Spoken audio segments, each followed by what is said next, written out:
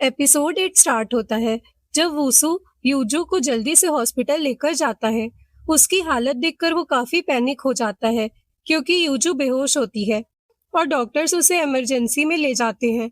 Treatment के दौरान वूसू बाहर वेट करते हुए बहुत टेंशन में होता है। जब वूसू इमरजेंसी रूम से एक नर्स को ब्लैक पॉलिथीन में कुछ ले जाते हुए देखता है तो वो और भी ज्यादा डर जाता है। अब वो यूजू से मिलने अंदर आता है जहां यूजू और भी ज्यादा पैनिक कर रही होती है। वो तो सीधा ये सोच रही होती है कि कहीं उसे लुकीमिया तो नहीं हो गया है और वो शायद अब नहीं बच पाएगी। और वूसू सर उसे कंफर्ट करने की कोशिश करते हैं, पर तब डॉक्टर वहां आके बताती है कि यूजू बिल्कुल ठीक है। वूसू उससे पूछते हैं कि आखिर उसे क्या हुआ था और ये जानकर एकदम शॉक्ड रह जाते हैं कि वो कॉन्स्टिपेशन की वजह से बेहोश हुई थी।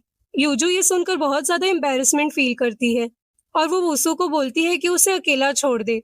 कुछ टाइम बाद उसके पेरेंट्स भी हॉस्पिटल आ जाते हैं। यूजू उनसे कहती है कि वो अपना स्कूल ट्रांसफर करना चाहती है ताकि उसे कल वूसू सर का सामना ना करना पड़े।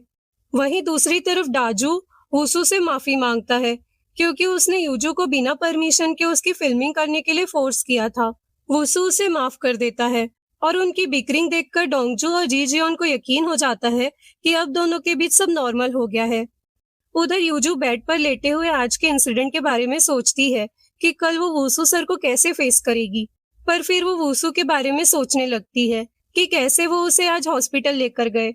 वो उनके बारे में फैंटेसाइज करने लगती है, लेकिन फिर वो खुद को रोक लेती है और सो जाती है।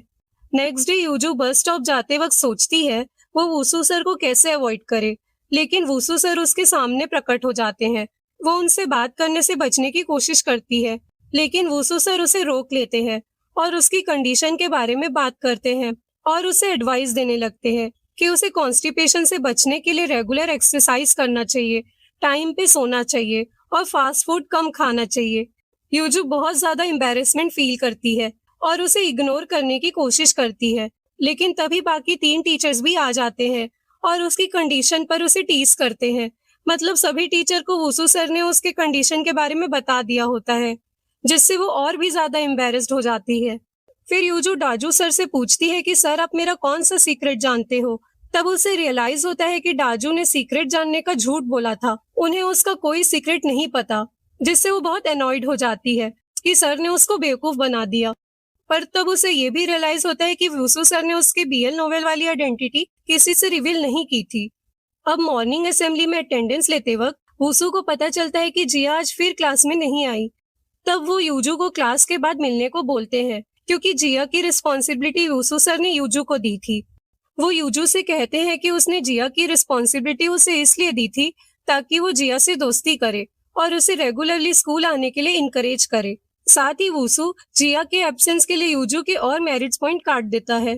क्लास में यूजू जेनी से जिया के बारे में बात करती है और जेनी बोलती है कि जिया थोड़ी सी रूड और डिस्टेंट लगती है। तब यूजू जिया को डिफेंड करती है और बोलती है कि वो बस इंट्रोवर्ट और क्वाइट गर्ल है, इसलिए वो ऐसी लगती है, लेकिन वो ऐसी बिल्कुल भी नहीं है। दूसरी तरफ डोंगजू सर क्लास में आके अनाउंस करते हैं कि पोइट्री और आर्ट कंपटीशन होने वाला है और इस क्लास से कम एक स्टूडेंट को पार्टिसिपेट करना ही है। तब सभी पोएट्री के लिए यूजू का नाम सजेस्ट करते हैं क्योंकि वो लिटरेचर में अच्छी है, और यूजू गोया का नाम आर्ट के लिए सजेस्ट करती है, जिससे डोंगजू सर एग्री हो जाते हैं। बाद में डोंगजू सर यूजू को क्लास के बाद क्लीनिंग करते हुए देखते हैं क्योंकि वो अपने मेरिट पॉइंट्स वापस अर्न करना चाहती थी। दोनों बात करते हैं जिसमें डोंगजू यूजू को बताते हैं कि वूसू को फर्स्ट डे से पता था कि उस दिन तुमने उनका वीडियो नहीं बनाया था और वो डेफिनेटली तुम्हें उस बात के लिए टारगेट नहीं कर रहे हैं, जिसे सुनकर यूजू शॉक्ड होती है। फिर डोंगजू सर अपने राइटिंग के पैशन के बारे में भी बात करते हैं, जिसमें यूजू भी उन्हें बताती है कि वो कुछ नॉवेल्स लिखती है, जिसे सुनकर वो एकदम खुश हो जाते हैं।